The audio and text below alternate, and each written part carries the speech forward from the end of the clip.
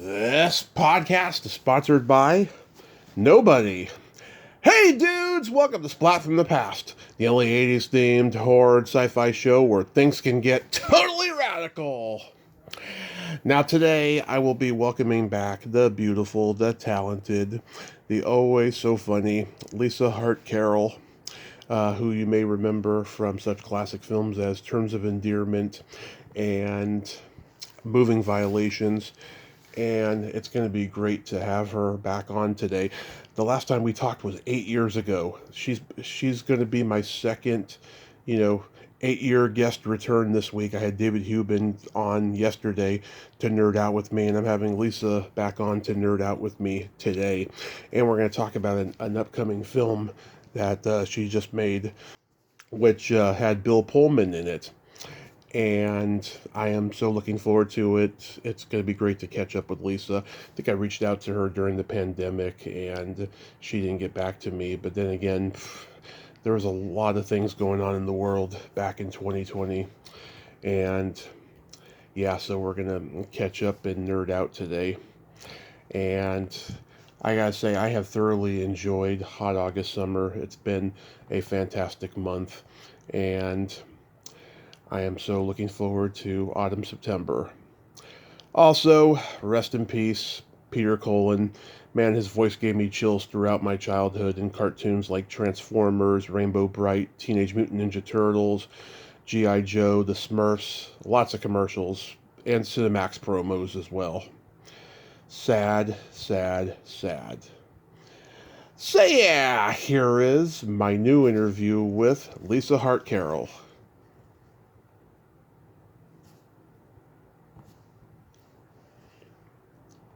Hey, Lisa, welcome back. How are you today? Okay, how are you, Tommy? I am fantastic. The last time we talked was in 2018, and the word pandemic wasn't part of the lexicon yet. Yeah, my husband died that year. Yeah, I'm so sorry about that. We didn't talk about it last time, did we? No, he No, hadn't died yet. no, it was like in September that year that we talked. Yeah, he died New Year's Eve. Yeah. Sorry to bring things down a notch, but yeah. Yeah, I'm so sorry about that. Time fucking flies, though, doesn't it? Yeah, it really does. So going back in time, do you remember the first movie that impacted you as a child? Probably Lady and the Tramp. Oh, love it. No, the first movie that I loved, that I related to, was Funny Girl. I don't know why. I know it's not the greatest movie in history. Yeah. But I kept going to the theater to see it. Yeah, that's so cool. What movie genre did you gravitate toward the most growing up? Well, probably film noir.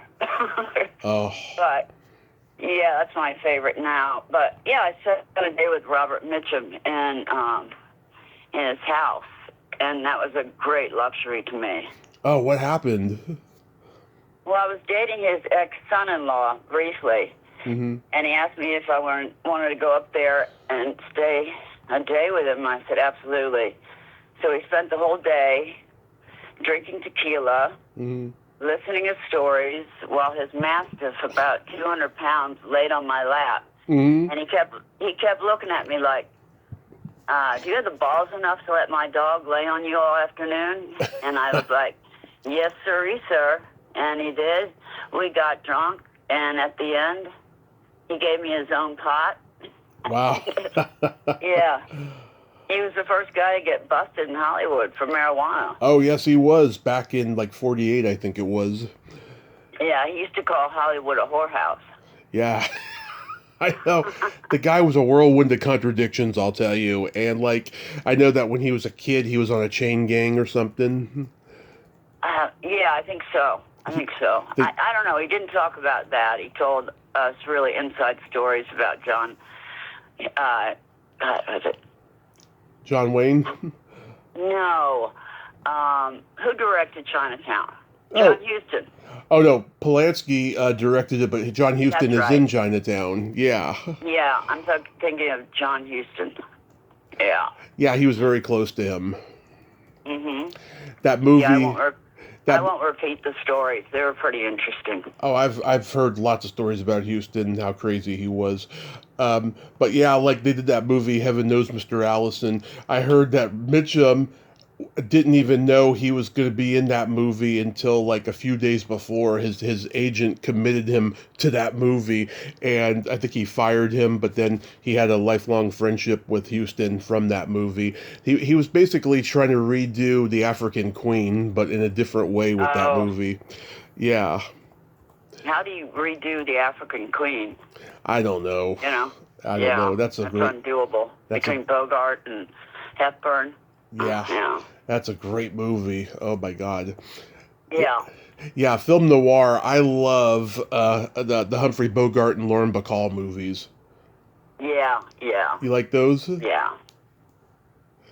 Yeah. I love The Big Sleep. That's like one of my favorites ever.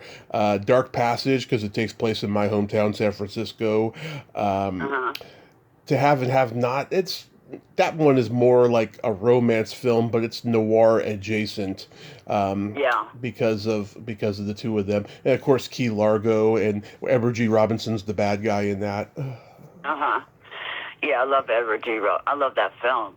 Isn't The Big Sleep where Bacall goes, "You know how to whistle, don't you? Just put your lips together." Which one was that? That's The Have and Have Not.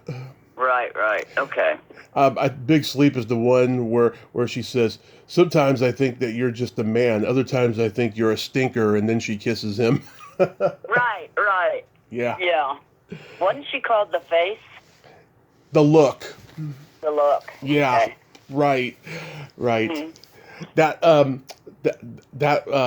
trying to remember. That femme fatale girl that's in the movie, that's in The Big Sleep, I found out she's the mother of that child actor Mason Reese, who was in all those commercials in the 70s. You know, he had like a fat face. Guy? Yeah, he had like a fat face. He was Irish and he had red hair. Right. Yeah. He didn't become. Yeah, I think he stayed in childhood acting, right? Yeah, commercials. Yeah. He had a lot of opportunities that he didn't take. Yeah. Yeah. Because I talked to him years ago, and he was telling me stuff. Yeah. Well, most child actors. Who is the recent suicide? What girl was that? The recent suicide.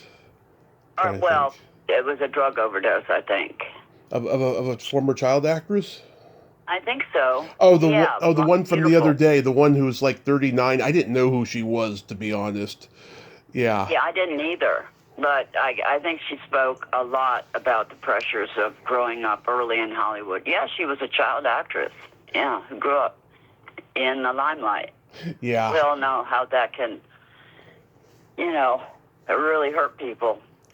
People in general, children and up.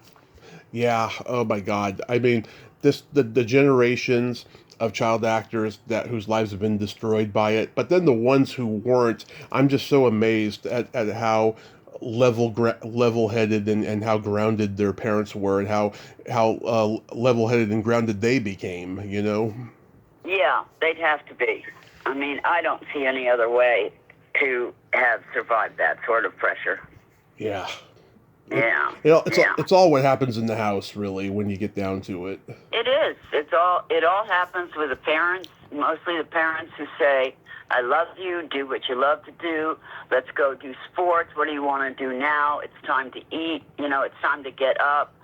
Right. I've seen this over and over with people who succeed, I think, in anything, really. Right. Mm-hmm. What did you like for comedy movies growing up? Well, my favorite, I was in boarding school in New England. It was a very rigid school, but every week they'd take us to the theater.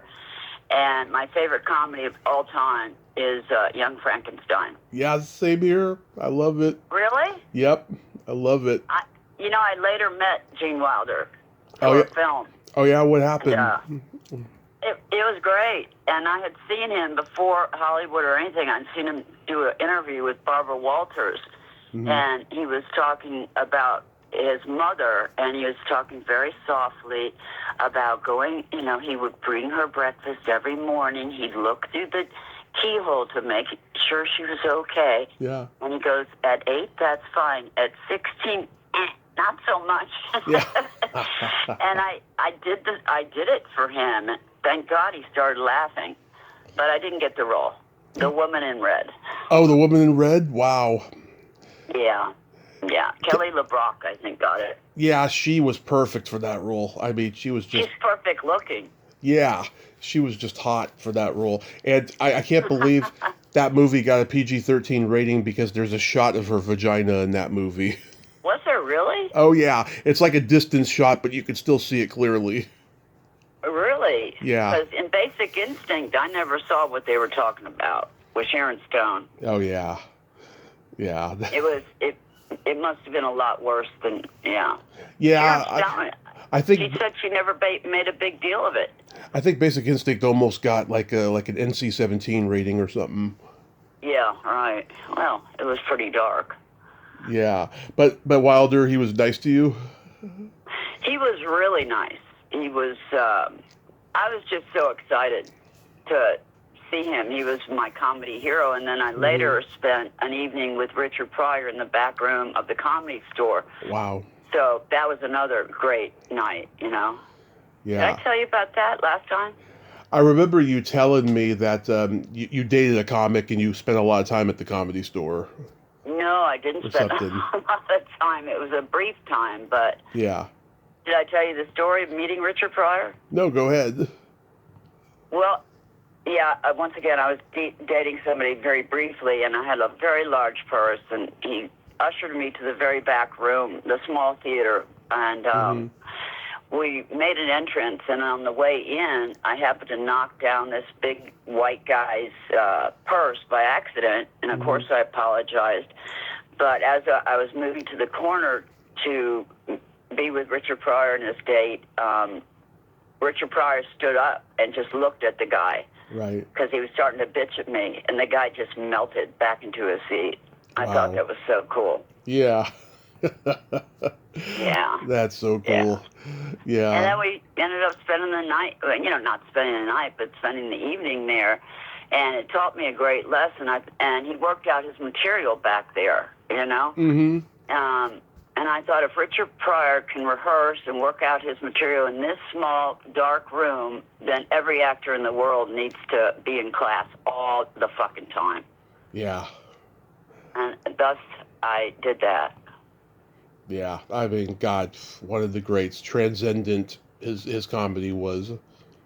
Well, and they worked together all the time. I mean, you have to be pretty heavy-duty to go toe-to-toe with Richard Pryor and vice versa with Gene Wilder, you know? Absolutely. Did you like Mel Brooks movies? Yes, I did. Well, that was my favorite. Yeah, Young Frankenstein. The producers I loved. Blazing Saddles I loved because it was such a satire, but I didn't think it was as funny as... I didn't think any of them were as funny as Young Frankenstein. Really? Yeah. Really, I love them all. There's not one I don't like. Yeah. I mean, I even preferred Mel Brooks not to be in the movies. Yeah. As an actor. I mean, even silent movie I can get into, I mean, you gotta pay attention to it because there's subtitles, but still, it's a funny movie. Yeah. It's very funny. Well, Judd Apatow just did a... documentary. It's called The 99-Year-Old Man. I saw it. I loved it. I couldn't get enough of it. It made me laugh so hard when he's talking about, being in World War II, and the interviewer says, how did they treat you different for being Jewish? And he's like, you Jew bastard! How's that? Really? Yeah. And worse. Yeah. Yeah, well, it's funny? It's funny? In World War II, right, all these Jewish guys were in the war, and when they got out, a lot of them became writers. Kurt Vonnegut, Rod Serling. They used what they saw in racism and anti-Semitism and applied them to their stories. Mm-hmm. Yeah, what's the most famous book? Anyway, I have it somewhere around here about that. Basically, that the Nazis, they could take away everything except your imagination and your mind, and that's what. Oh, yeah. Was that Edward Bernays' propaganda book? No. Okay. I can't. Yeah, never mind. But it's basically they could take everything except your mind and your imagination. That's how he survived, the camps. I know. John Landis used to make fun of them all the time in his movies. I mean, there's a whirlwind. There's a whirlwind. No shortage of creativity in Nazism. Yeah, really, really. I get tired of the World War II movies after a while. Yeah. I just do. They're so bloody and ugly. You can only see Hitler, a few times before never wanting to see him again. Yeah, it's funny. Charlie Chaplin claimed that when he made The Great Dictator, he had no idea who Hitler was. But come on, he is fucking Hitler in that movie. I know he claimed that. And I thought, no, how could he, Mm-hmm. It's crazy. Did you like James Bond movies? I love Sean Connery, but I was watching him more than the plot. He was just so sexy. Yes, he was. Yeah, and I love the first one, Dr. No. I think it's a great spy flick. And then, I do like a lot of the sequels that he made afterwards. Roger Moore, there's a couple there I liked. He was a more comedic Bond, but there's a couple good ones in there. I didn't like him particularly. Really? I didn't like Pierce Brosnan in the role. Mm-hmm. Who was the guy who did one? I thought he was great. George Lazenby. No, was it him? Yeah, Her Majesty's Secret Services. That's what it was called. Oh, okay. Yeah, and Telly Savalas is the bad guy in it, and Diana Rigg is the villainess. And at the end, Bond gets married, and then they have car trouble. They stop, and then Telly and Diana Rigg stop, and then they kill his wife, and then they drive off, and it's a very depressing ending. Yeah. You know a lot more film history than I do. It's okay. I've been known to provoke a lot of memories, that people may have forgotten, and so. Or just provoke a lot of ignorance. That's what I try to accomplish. Stuff. Did you like westerns? Yeah, I do. The Searchers, probably my favorite. Yeah, mine too. Love it. Really? Yeah.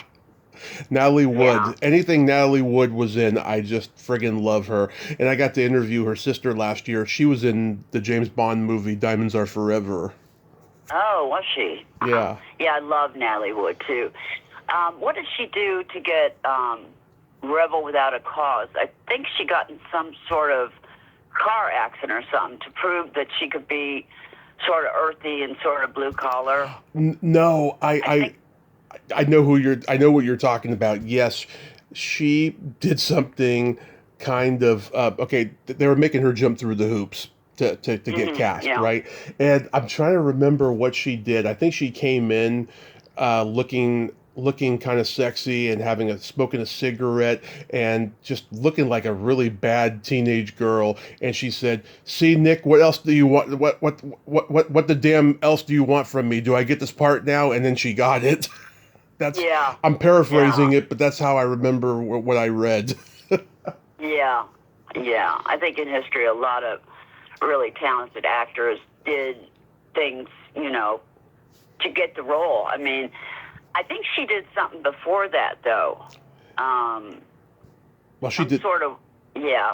That's researchable, I suppose. I don't really remember what it was, but it was prior to walking in to see the director. Well, anyway, you can research that, Tommy.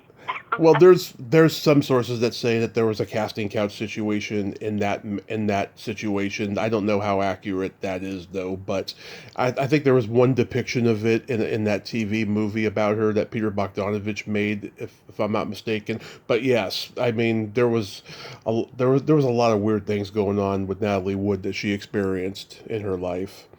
Yeah, I mean, I think the bigger you get, the more rumors and more, couch talk and, blowjobs and all that sort of thing you get with everybody.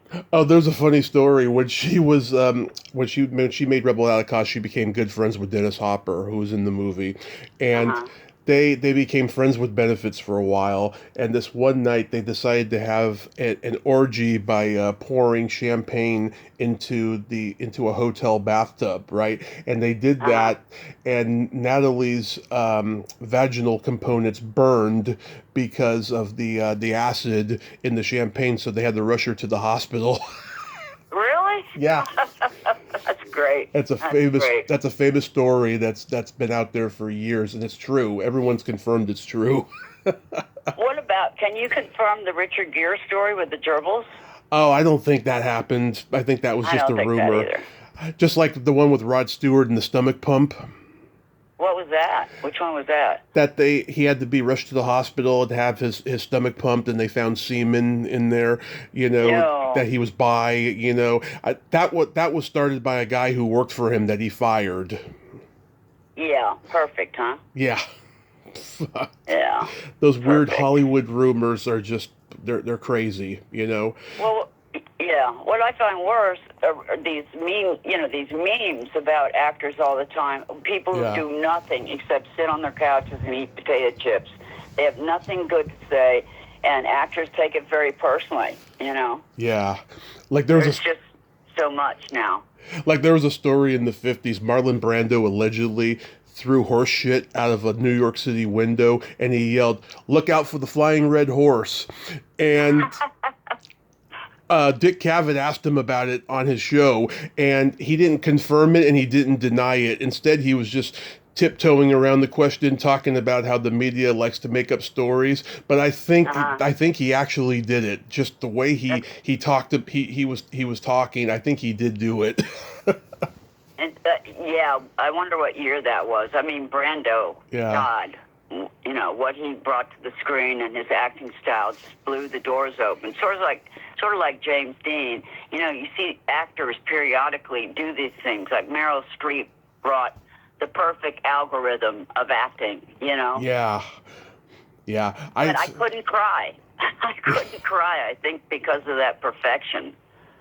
His mother was an acting teacher. I think she fucked him up bad because just the stories I've heard of things that he did. He was just a mean guy, Brando. Brando? Yeah. Mickey Rourke.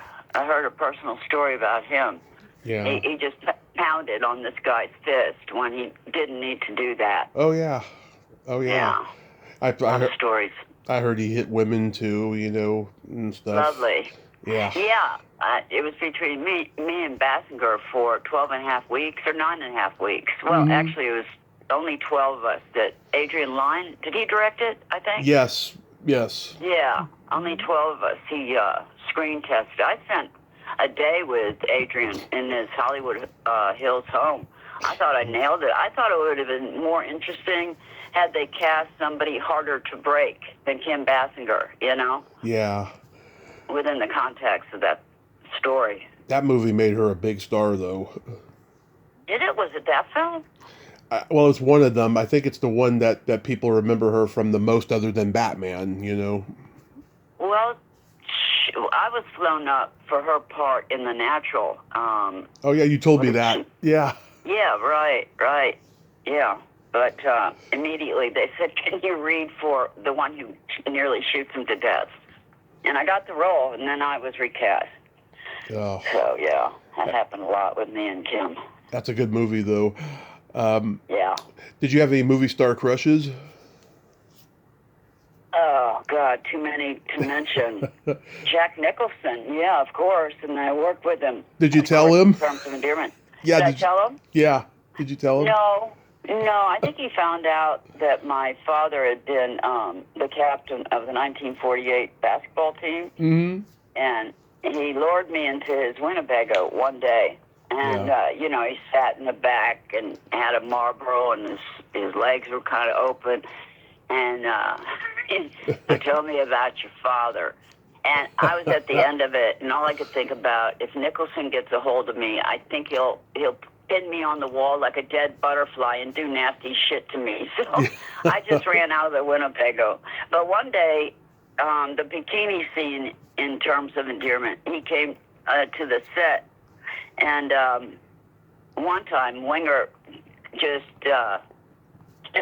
vanished, and so Yeah, the whole day was lost to insurance. And the second time the scene was shot, he was there, and I didn't even know he was there, but he was just a perfect gentleman. He walked me to my car way down the street, and he was absolutely like a schoolboy. Yeah. And when we arrived at my car, he said, well, I think I have got one Oscar left in me. I said, well, what's that? And he said, Sal Bellows, The Rain King, and nobody's read it. I said, I've read it. But it never got done, not to my knowledge. But he was perfectly, and we talked about the art of acting, and he couldn't have been kinder. And then, I don't know, within a year after Terms of Endearment came out, a group of friends and I were having dinner at Morton's, and Jack was sitting across the room. I said, I'm going to go say hi to Jack. And all my friends said, no. I'm like, no problem. So I went up and said, hey, Jack. And he looked at me and said, either you gave me the wrong goddamn phone number or you're never home. And I said, what number is that? And he quoted my number, but he got two numbers in reverse. I thought that was great. Shit. Because he asked me out a lot. That was the point. Yeah, but at least he was a gentleman. Yeah, it's funny, people talk about how private he is and how, he doesn't like giving interviews. I've seen a couple interviews on YouTube that he did, and I'm just shocked at how congenial he is and just how he gives kudos to other actors he's worked with or actors he's voting for in the Academy in this stuff. And he's talked about like roles he turned down and then roles he took and like how he figured out how to play them and stuff. I mean, he's a fascinating guy, Jack. Yeah. Yes, he is, and a serious student of acting, Oh, yeah, big time and stuff. Yeah. Like, I remember in one of those interviews, he says that he did a play with Michael Landon, and Michael Landon had to leave because he just got Bonanza when it was opening and stuff. And he gave kudos to Michael Landon as an actor, which I don't think many people do. I mean, they think of him as a personality actor because he was so good looking, but Jack gave him kudos. Well, good for Jack. I mean, he may have been really great in the part. I did a Q&A last year, and I gave kudos to Mark Wahlberg, and the whole audience was like stunned. I said, look, these people get so big, there's something very, very likable about them. Don't put thumbs down on them necessarily. Watch their work. See how good they are. If they're only, in one train path, if they're really great at what they do, watch them. Yeah. I really think that. Of course. My movie star crushes were like Cary Grant, Natalie. Oh my God, yeah. I still have a crush on him. Natalie Wood, and lots of 80 movies actresses that I've interviewed and become friends with. But the funny thing is, they're like my aunt now. Like, I don't look at them the same way. I bet you don't. Yeah. There was one guy in late 60s, I think Christopher Lee, was his name. Yeah. He did Wild in the Streets. Christopher Jones. Christopher Jones. Yes, Christopher Jones. Yes, yeah. Christopher Jones. I guess he did a couple movies. Who did he marry? Strasberg's daughter. Yeah, Susan Strasberg. Mm-hmm. Yeah, Strasberg, yeah. I heard Quentin Tarantino tried to get him out of retirement to do Pulp Fiction, to play the guy who says send in the Gimp, but Christopher Jones turned it down. God. Yeah, I don't blame him. Yeah. You mean the store? Was it the store operator? Yeah, the store operator. Yeah. He turned it down because I watch all of Tarantino's movies and I find people that were like, they were gone from acting for years, and then he brought them out of the woodwork, like when I went to go see Django Unchained, I'm seeing Russ Tamblyn in there, and I'm seeing Don Stroud, and I'm like, these guys have been gone for forever. It's like, how did he find these guys? I keep waiting for a phone call from him. Yeah. Where'd Patsy go? Oh, there she is. Let's bring her in. Yeah. Yeah. Right. I still get recognized for that role all the time. So yeah, sometimes I saw Tarantino. My husband Al Reiner, I guess, was getting an award for Directors Guild or something, and Tarantino was there. Yeah, I really wanted to introduce him. That's one of the times I'm not normally starstruck at all, but I was looking at Quentin Tarantino. Did you see it was last year when he was inducted in some sort of thing, and he brought his first version of writing Pulp Fiction. It was just like a notebook of notes, like a schoolboy's notebook. Yeah, he wrote like a novel of it, yeah. No, it was the first screenplay for Pulp Fiction. Oh, okay, It was like, got it. It was like a notebook, like a 12-year-old would bring, with post-it notes everywhere, in between the lines and everything. It was so, he gave it as a gift, and I thought, that is remarkable, because I think so many people, young people, and old and young, are so intimidated about how to write a script. Yeah, I used to watch Al write tons of them, but perfectly, you know. Yeah. But it was a great way of teaching people you can start anywhere. Of course. Yeah, I was thinking, no, he wrote a novel of Once Upon a Time in Hollywood. That's what I was thinking of. I got confused there for a moment. Yeah, I totally get that. Yeah. Did you go to the drive-in much growing up? Yes, I did. I loved it. I didn't go so much for making out. I went to see the movies. My dad, oh God, he had to see a movie 3 times because he was making out and getting laid in the car. Yeah. I think that was a normal occurrence. No, I swat the boys off me. No, I'm interested in the movie. Get off. My dad took... Give me more popcorn. My dad took me to the drive-in that he grew up going to, and so it was there for, I can't tell you how many years, but it closed when I was 18, and I was so devastated. It was the only drive-in in our neck of the woods of the Bay Area. There were other drive-ins, but that one was a special one that we used to go to. And we used to go fishing in their pond over there, too. Oh, and stuff. Man. Yeah. Yeah, I missed... What do you think about... Do you think the theaters are having a comeback? It seems that way. Yeah, because now they got people bringing food to their seat. They got waiters. The Alamo Drafthouse, kind of started that, but now other theaters are starting to do it. From what I've been told, I haven't been to a theater in 4 years. Me and my mom went to go see the Elvis movie with Austin Butler. That was the last one I saw in the theater. Oh, okay. What was it called? I think it was called Elvis, or it was the Austin Butler Elvis movie. Oh, right, yeah. Great, yeah, Elvis. I thought he was great in it. I really did. I did, too. I thought Tom Hanks was great as the Colonel, even though people were so critical of him playing the Colonel. I think he did a great job. Well, he gave great advice to Austin. He said, just move on. Yeah. Don't get, yeah. But I think he has sort of gotten typecast from what I can see. He's still Elvis. He's kind of... I shouldn't speak badly of him. I mean, no, he's how great. do you ever get over playing Elvis Presley and winning a Golden Globe for it? My mom indoctrinated me into being an Elvis fan early on. She had all the Elvis books, the movies, albums. She had those gold plates. I would get her, like, Christmas ornaments every year. Yeah. Huge Elvis fans. My mother was too.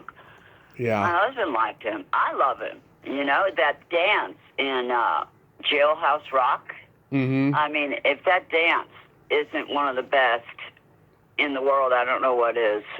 It is. Oh my God! Every year on his birthday and the anniversary of his death, I post that clip of Jailhouse Rock. I just love it. Do you really? Yeah, it's electrifying to this day. It's coming up on 70 years old too.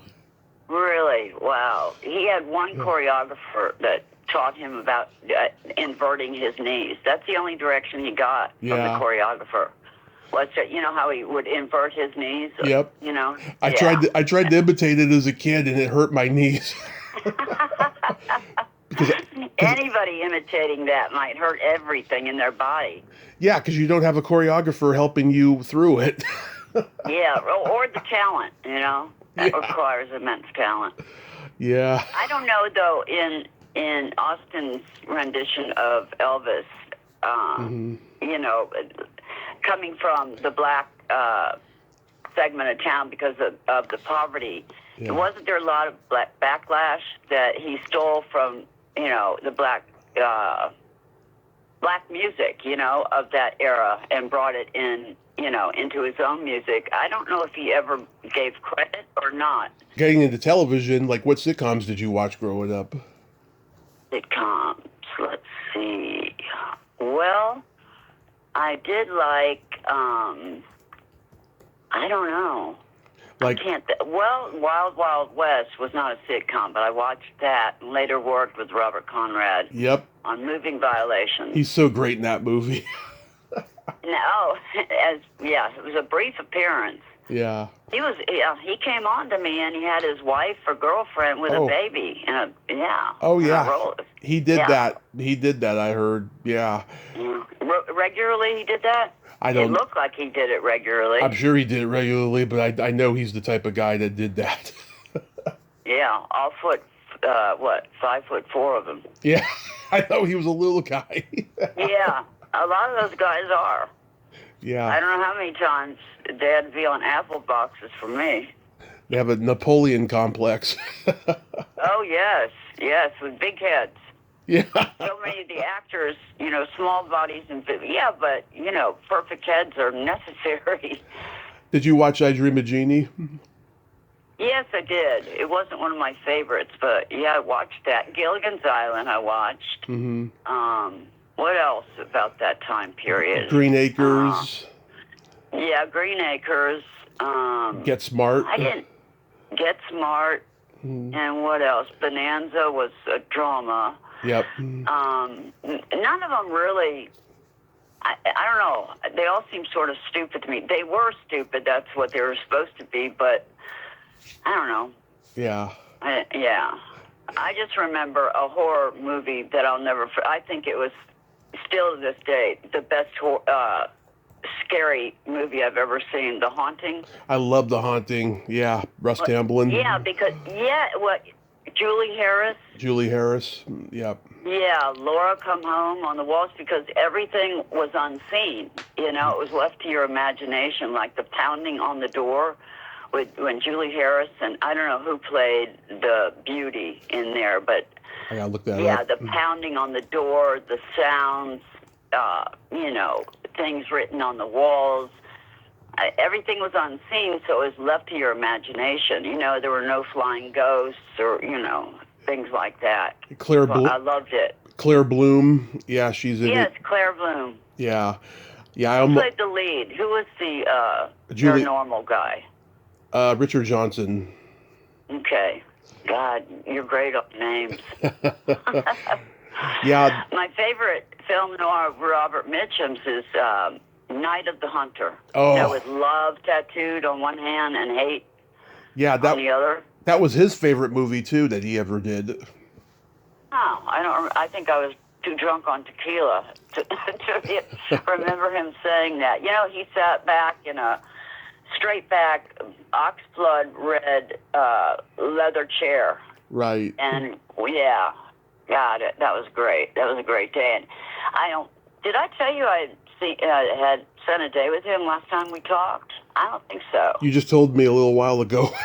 No, I know, just here, but I didn't. And the last time we talked in 2018, I don't think I told you that story. I can't remember. No. I'll tell you, the last thing he did before we left, we were very stoned on pot, and the writer and I were, I guess, in his Porsche or something weird like that. Mm-hmm. Robert Mitchum came out, and he lived in sort of a colonial columned house, and he made sure we saw him. He came out, and the sun was starting to set, and he started to yawn.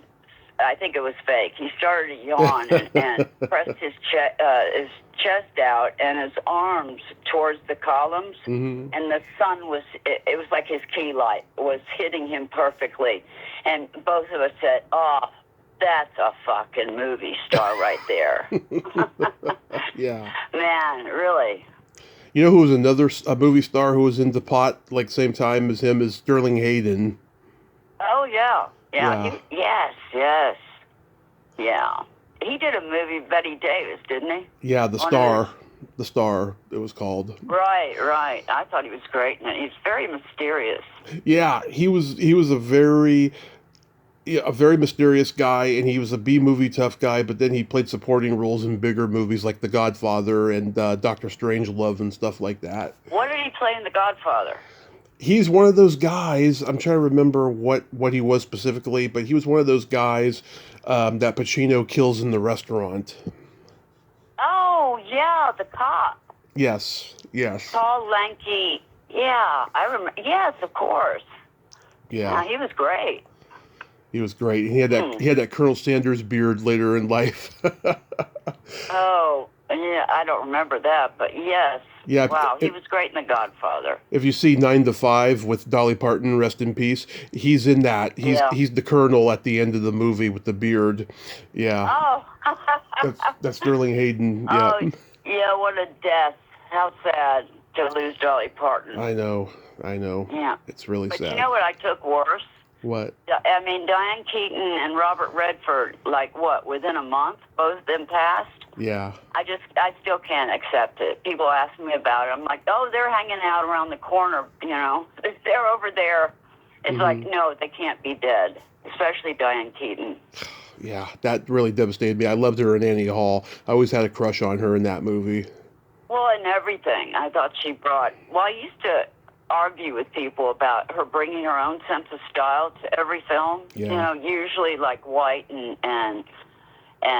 beiges, Right. brought together in those tight cinched belts and stuff. But later I thought, you know what?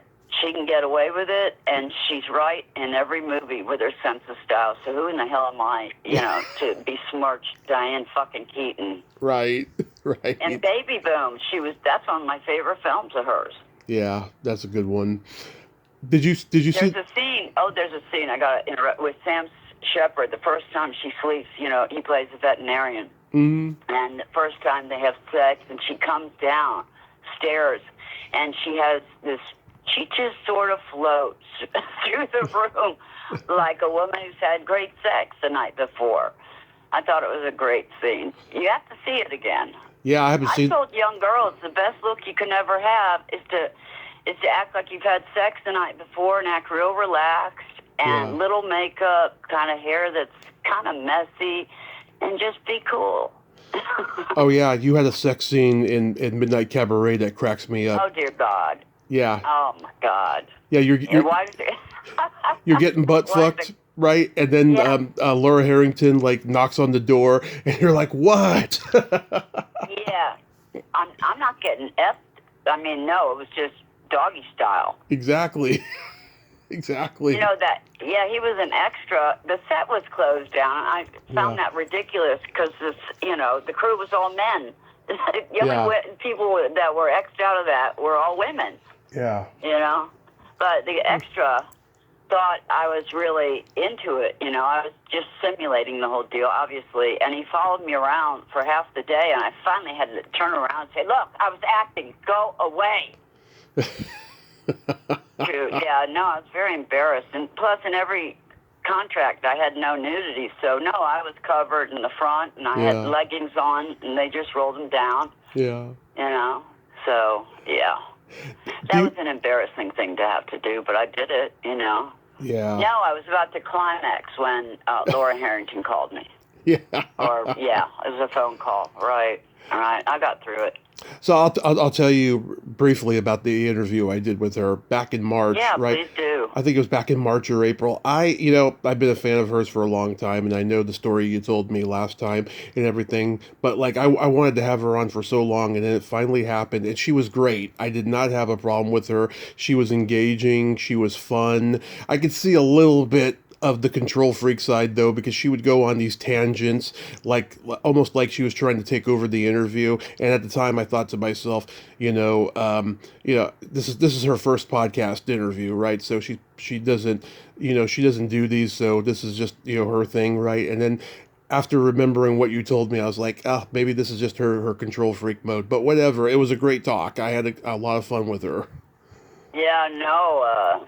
Yeah, we had some problems. You want to hear one story? Sure. I helped with the direction of her, to tell you the truth. And the director, Petro Dingo, did not like her, and we were body mic'd, and we were about 200 yards, about 150 yards away from each other.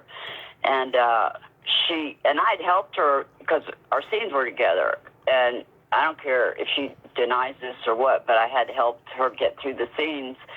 And she had said to the director, Lisa's not giving me anything. Peche came up to me, and he was embarrassed to even say it. And he said, Laura's said you're not giving her anything. I said, she tried to fucking say that again, I will take her head and smash it down to her crotch. And she screamed. I never had problems with her after that. Okay. Wow. Shit. Yeah. No, I don't care if she denies it or not. That's what happened. Did you see the Beatles on Ed Sullivan when you were a kid? The Beatles? Yeah. No, I didn't see that. You know what? I'm embarrassed to admit because I love music and I'm up on some pop music that people are like, you know that? I'm like, yeah, I kind of do. But no, I'm embarrassed to say, but I preferred the Monkees. Oh, I'm a Monkees guy too. Like Davey was my favorite, and I used to watch. Nicky Dolenz was mine. Yeah, I used to watch them on Nick at Night when I was a kid in the late 80s, and I just loved them. And I still do. I watch them on Tubi now. All the episodes are on Tubi. And, do you really? Yeah. That's where you could see Midnight Cabaret. I saw yeah. Yeah. I never went. Yeah, but I guess Tubi doesn't work anymore. I don't know. I couldn't get onto it. What are some of your favorite Monkee songs?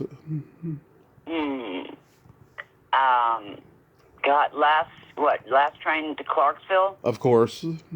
Yeah. Name some other ones.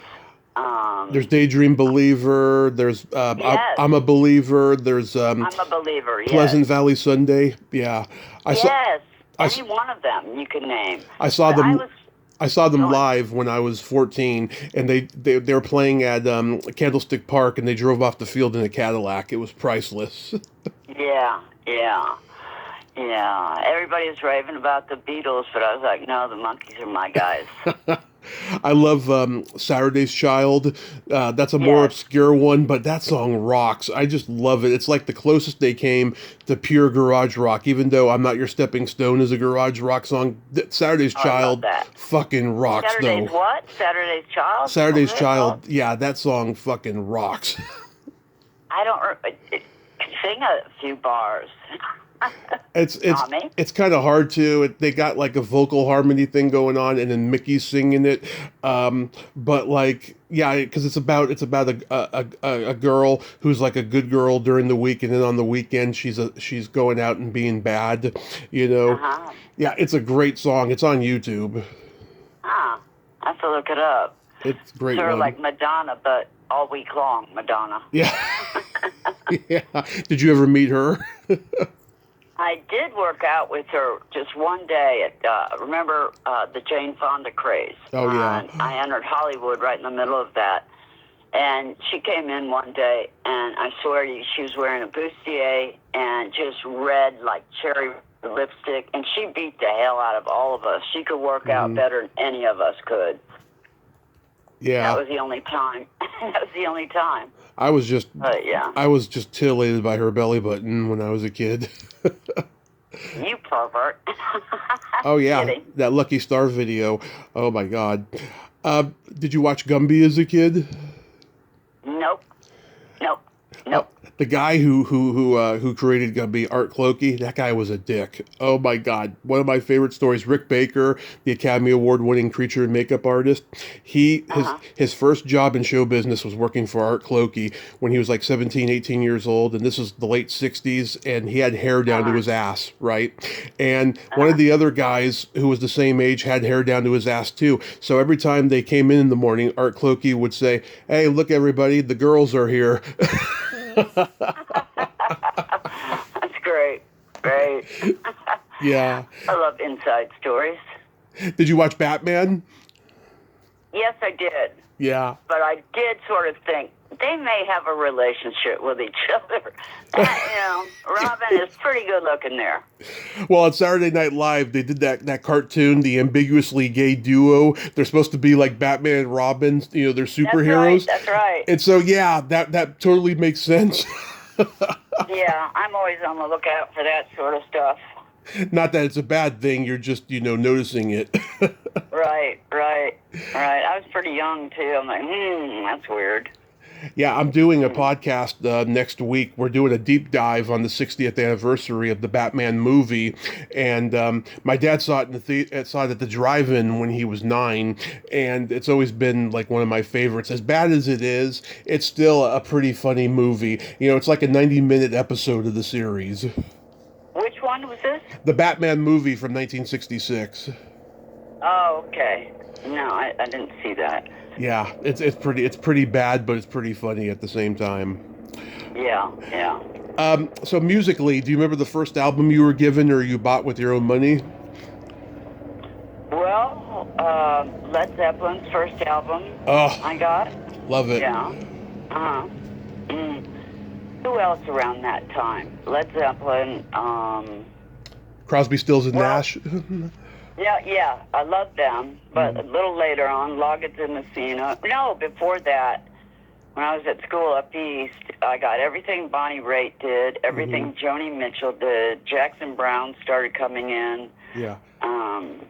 I'd get earlier than that, Joan Baez. Yeah. Of course, Dylan. Yep. Yeah, I spent a lot of time listening to music up there. So you were a huge folkie. Not really. I mean, yeah, Baez and Dylan, but Dylan's later stuff, you know, became something else. But no, I just like listening to music, and I don't know. I don't consider Joni Mitchell to be a folkie. Yeah, I think so. Yeah. I mean, she dated both Crosby and Stills, you know, and she hung out in that scene. Up in Laurel Canyon, the whole brigade of them lived up there. Oh yeah, Frank Zappa lived up there. He was the only one not doing drugs. Instead, they would come. Frank Zappa. Well, he was the only one. Yeah, I think I saw Frank Zappa in concert. Wasn't he? No, didn't he poop one time on stage? Is that true? My uncle, he claims he saw it, but I don't think it happened. So many people have never been able to confirm it. Yeah, I couldn't confirm it. Yeah, he allegedly shit on stage and then got a spoon out and started eating it or something. No, no, that can't be true. I also saw Elton John, but if you're in a huge audience and you're, you know, the 400 in the nosebleeds, as they call it, it's no fun, you know. Yeah, I know. I don't care how bad a seat is. I just want to be there, you know, because now they got screens in the arena. I can always just look on the screen if I can't see. But like, I love the sound of live music. I mean, there's nothing greater, you know. Who have you seen? Okay. Lately, last year, let's say. I haven't gone to a concert in about 10 years, mainly because the prices are fucking insane now, because that's how musicians make their living now, because there's no more record sales, you know? So here's some of my favorites I've gone to. I've seen Alice Cooper live. I've seen Aerosmith. I've seen Van Halen. Oh, I'd love to see Aerosmith. Go on. Def Leppard, Joe Walsh and Bad Company, Foghat. I used to love Bad Company too. Yeah, I love all those bands. I've seen some great ones. I saw The Who. Oh my God, The Who was great with just Roger and Pete. I mean, they were doing funny shtick between songs and stuff. They put on a great show. Wasn't Roger the only one who didn't do drugs? You know. I don't know about that, but I do know that him and Pete had been deaf for quite some time. Oh, I bet. Didn't they originate? You know, the hotel stuff of banging, you know, throwing guitars all over the place and getting drunk and doing blow and stuff. Smashing guitars, smashing hotel rooms. Yeah. They were the first ones to do that, and then Van Halen and all the other bands like followed suit later. Yeah. They were wild. You know, Keith Moon was the wildest one of the bunch, and he's the one who initiated a lot of this stuff. And he died. Yeah. Right? He died in 78. How long ago? 78 he died. Yeah. Drugs and booze? Yeah. They recorded the Who Are You album, and then he died right after that. Oh, okay. He was a lost... Did you ever see Tommy? Oh, the movie? Yeah, I love it. Yeah. Uh-huh. Yeah. I love it. And I always wanted to see the entire stage show of Tommy, but they were never touring when I was age appropriate. And then they did one a few years ago, and I couldn't go for some reason. Yeah. But yeah, I love the Who. They're one of my favorite bands ever. And Did you see Springsteen in concert ever? never got to. I always wanted I would have to. loved to. Yeah, I love him. His shows are long. He does like 4-hour shows. Yeah, my husband saw him like 4 times. Said he was the best ever in perform. Well, he was known to be the best, you know, in his earlier days. I loved him. My dad had a rock band when I was a kid, so he had everything on vinyl of eclectic music taste. You know, all the stuff that we've mentioned, and then some. Yeah. I mean, I music holds a dear place in my heart because of my dad. Yeah, God bless him. What did he do? Well, he's still alive, just so you know. And okay, sorry. And yeah, you know, he worked for the San Francisco Chronicle, delivering newspapers in a truck, and then on the weekends he played in his band for a few years. Oh, okay. Yeah. Okay. Did he want to be a famous musician? No, he just did it as a hobby. His band was pretty bad. They were a power trio called TNA, Tommy and Two Guys Named Alan. That was their little pun. TNA. And they did very misogynistic comedy kind of songs, right? But they were great guys. They were the kind of guys that you could trust around your own wife. You know, they weren't real misogynists. They were just being funny. And they did a lot of bad covers of like Lynyrd Skynyrd and Black Sabbath and Judas Priest stuff. And it was entertaining. I got to go to their rehearsals. My grandmother moved back in, and then they had to move to a rental space because my grandmother just blew her top every time they rehearsed in the garage. She could hear it, you know. And so I got to go to one of their gigs. They were playing like an American Legion type of a gig once, and this older woman was like teaching me how to dance. It was pretty funny. I was like 7 at the time. Yeah. That's funny. So you like acid rock, huh? I love all hard rock and classic rock stuff. Tell me why. My brother, growing up, I danced and I knew all the musicals. My Fair Lady, name it. Yeah, I knew it. I just love how, you know, everyone was on drugs when they were doing it, and I think it made them a little bit better. You know, I mean, if they did too much, it could make them pretty bad. But if it was just right, it made them so much better. They reached a lot of improvisational lyrical heights. You know, I'm sure that they added stuff to the song that wasn't on the page. I mean, there's something about that acid rock stuff that's just so magical for the times. And you know, everyone had a cause to fight because Vietnam was going on and everything was fucked up in the world. Kennedys were getting assassinated, everything. It's just, there's something magical about that time and that rock. Yeah. I never got it. My twin brother was listening to AC/DC. Oh. And the next... Yeah. I didn't get it. To me, it just seemed like noise. My dad had all the AC/DC albums on vinyl when I was a kid. I used to dress up like the guitarist Angus, who was the schoolboy. I used to dress up like him around the house and just dance and stuff. Yeah. I just never... now, tell me what you got in it, because all I heard was static. Well, I mean, I just think that they were, you know, doing their version of the blues and hard rock at that time and stuff. And it was just have a good time, you know, dance to our songs pretty much. Okay. That's what I perceived from AC/DC. Yeah. You know, not just AC/DC. The other, like, that's what I heard. Yeah. Those bands. Yeah, Kiss and all that. Yeah. Mm-hmm. Yeah, they're just... Yeah. They're just like, you know, we're being rebels, you know, let's rock. Yeah, it was definitely Let's Rock. Who was the lead singer in Kiss? Gene somebody. Gene Simmons. Well, him and Paul Stanley, they do the most songs of lead vocals, yeah, because they're kind of both the leaders, though. Yeah, okay. Yeah, I knew a girl who dated Gene Simmons. Oh, a lot of women dated Gene Simmons. A lot of girls dated. Do you know how many women he has had sex with? He said in interviews like 4,000. 4,000. Wow. Well, I also had an actress friend, who had sex with Wilt Chamberlain. Oh, yeah. Bathroom sank. He was bragging back in the 80s that he'd had sex with over 3,000 women. Oh, I knew this one actress / dancer who's no longer with us, Susan Buckner, and she had sex with Wilt Chamberlain, and she said she nearly had to go to the hospital. He was so big. I can, I can see that. He was only about 7 feet high, wasn't he? Oh, probably even more than that. He was a big guy, really big guy. Yeah. Yeah. Do you remember your... I could never go to the Playboy Mansion. I just, I was invited, but just, I wouldn't have fit in well. you know, but I couldn't believe my friend did that. I was like, Tina, why in the hell? She was like, it was great. It was Will Chamberlain. I'm like, who gives a fuck? You know? He'd had sex with 3,000 women or more. What were you doing with him? Yeah. But, and you know what show I loved in the 80s was the, I'm trying to think of his name. Oh, shit. The Huxtables. Who were the Huxtables? Oh, the Cosbys. The Cosbys. The Cosbys. It was the Cosby Show. I thought, given his history, that we now know of, that I thought was interesting. He played a gynecologist in that show.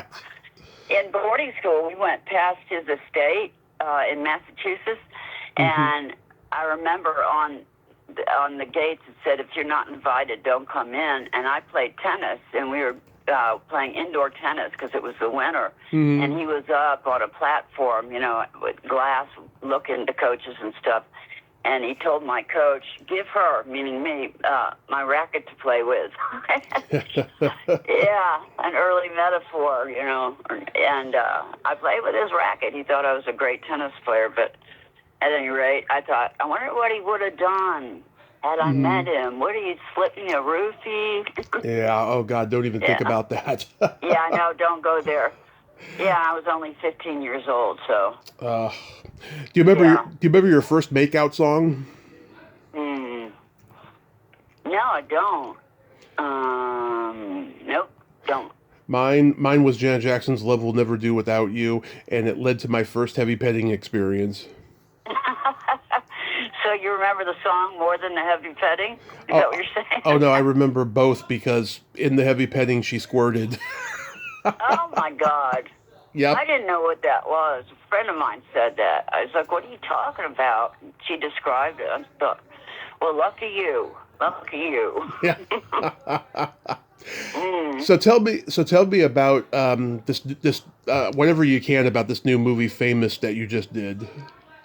Oh, well, at 67 years old, I was sitting on my couch, and I had, been gone from acting for so long. I thought, if I don't do something, I'm just going to die as an old lady on this couch. So I went to L.A. I have an agent there, and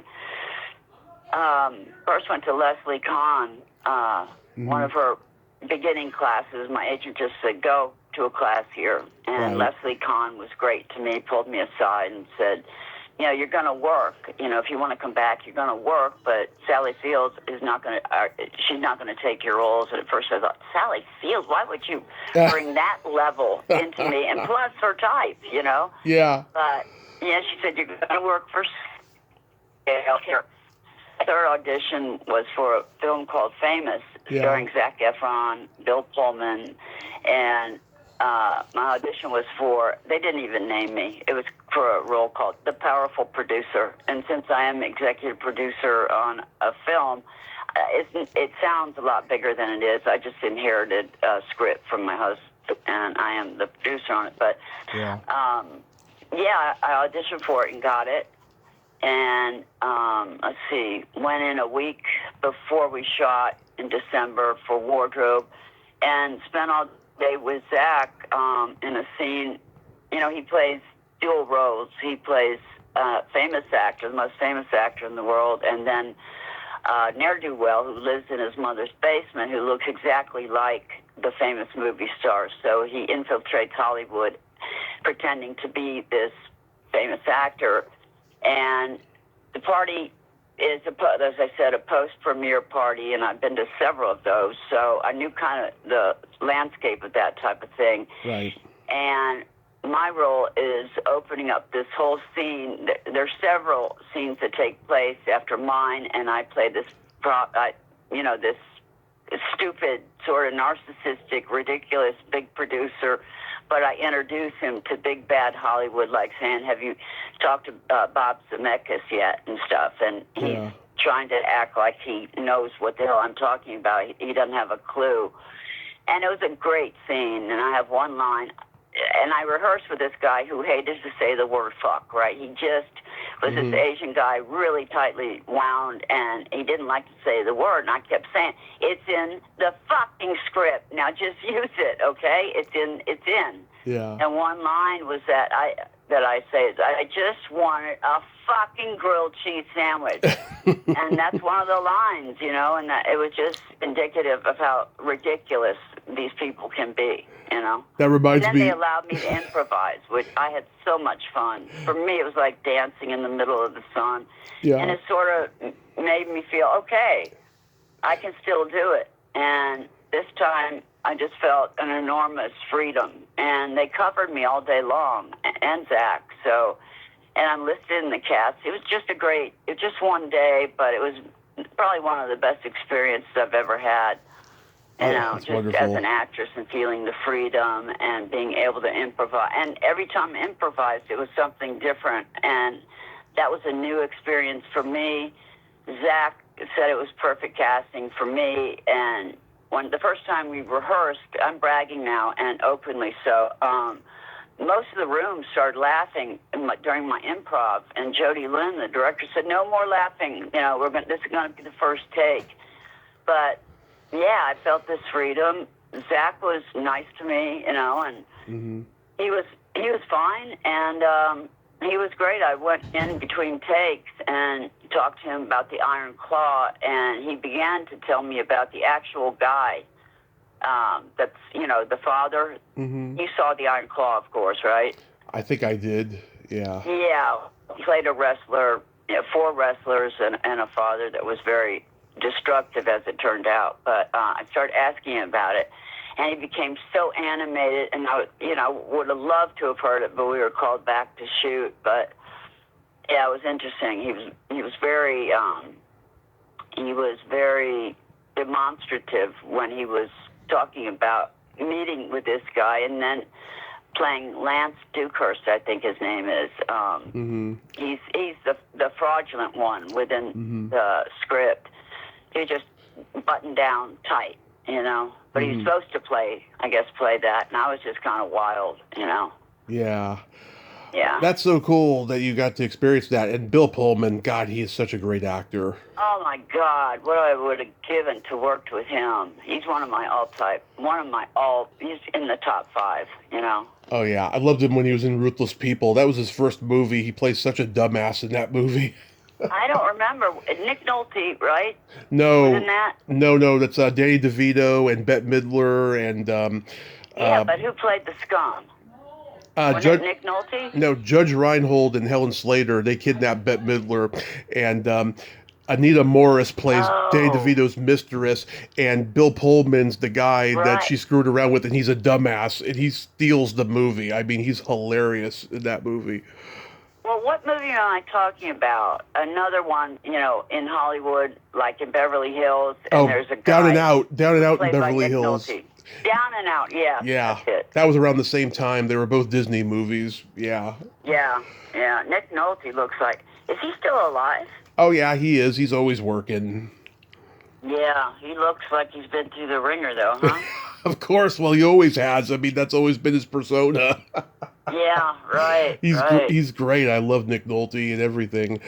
Well, my favorite comedy of the last 10 years is, oh God, the Ben Stiller film. Tropic Thunder. Tropic Thunder. I knew God, that's where I love that film. I do too. I knew that's where you were headed. I love that movie. I love politically incorrect comedies, you know. Yeah, and didn't he get taken down by a lot of the critics for being politically incorrect? And he stood up for himself. He wasn't going to take that shit. Oh yeah. He was like, "Look at it. It's satire." Yeah. You know?